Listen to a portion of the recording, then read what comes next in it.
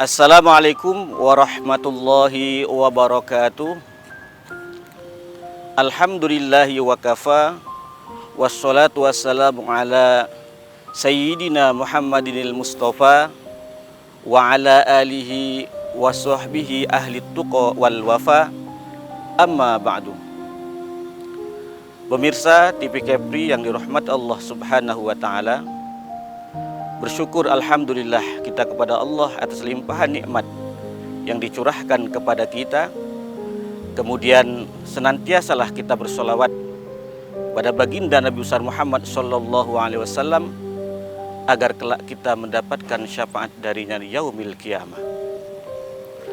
Pemirsa rahimakumullah, bulan Ramadan adalah momen yang tepat bagi kita untuk melakukan perbaikan diri, memperbaiki diri kita agar semakin hari, semakin waktu seiring berjalannya waktu, kita semakin baik.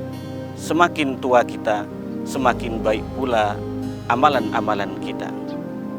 Memperbaiki diri tentunya harus kita mulai dari memperbaiki hati, karena apa yang dilahirkan oleh jasad kita, perbuatan-perbuatan dan amal itu tidak terlepas daripada kontrol hati. Pemirsa yang dirahmati Allah Subhanahu wa taala, hal ini sebagaimana sabda baginda Nabi besar Muhammad sallallahu alaihi wasallam, ala wa inna fil jasadi mudghah, iza salahat salaha jasadu kulluh, wa iza fasadat fasada jasadu kulluh, ala wahyal qalbu.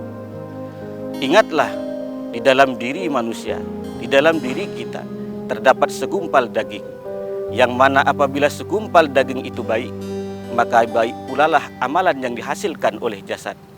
Maka apabila segumpal daging itu buruk, maka buruk pulalah amalan yang dihasilkan oleh jasad. Ingatlah bahwa segumpal daging itu adalah hati. Pemirsa dirahmati Allah Subhanahu wa taala, oleh karena itu bila kita ingin memperbaiki diri, maka terlebih dahulu kita memperbaiki hati kita. Mengapa demikian? Karena hati manusia itu awalnya diciptakan bersih, putih, tiada noda. Namun berkat kemaksiatan, sebab dosa yang kita lakukan, maka lama-kelamaan hati itu akan ternoda, akan kotor, atau bahkan hati itu menjadi karat. Karena Rasulullah SAW, sebagaimana hadis yang diriwayatkan oleh Imam Baihaqi dari Ibnu Umar, Rasulullah SAW bersabda, inna hazihil qulub tasda, sesungguhnya hati ini itu bisa berkarat. Kama tasdaul hadid iza asobahul ma, sebagaimana berkaratnya besi apabila terkena air. Ini artinya hati manusia bisa berkarat karena perbuatan maksiat, bisa berkarat karena perbuatan dosa yang ia lakukan. Kemudian kila, sahabat berkata, ya Rasulullah, wa ma jilauha, apa dan bagaimana cara membersihkan karat-karat daripada hati kita ini? Kemudian Rasulullah SAW menjawab, kasratu zikril mauti, yang pertama yakni perbanyak kita mengingat kematian. Masyarul muslimin, pemirsa TV Kepri yang dirahmati Allah Subhanahu wa taala, mengingat mati akan membuat karat-karat di dalam hati kita rontok, akan membuat hati yang semula berkarat berangsur-angsur menjadi bersih. Maka mengingat kematian adalah zikir yang dianjurkan di dalam agama Islam. Perbanyak mengingat kematian akan mampu membuat diri kita mengontrol keinginan-keinginan kita.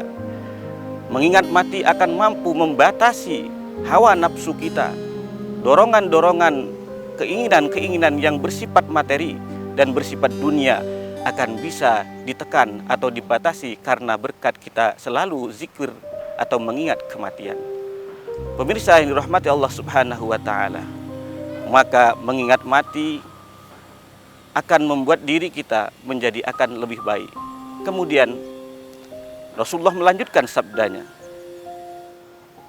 watilawatil Quran, yakni perbanyak kita membaca Al-Quran. Maka dengan memperbanyak membaca Al-Quran, hati yang berkarat itu sedikit demi sedikit dan berangsur akan menjadi bersih.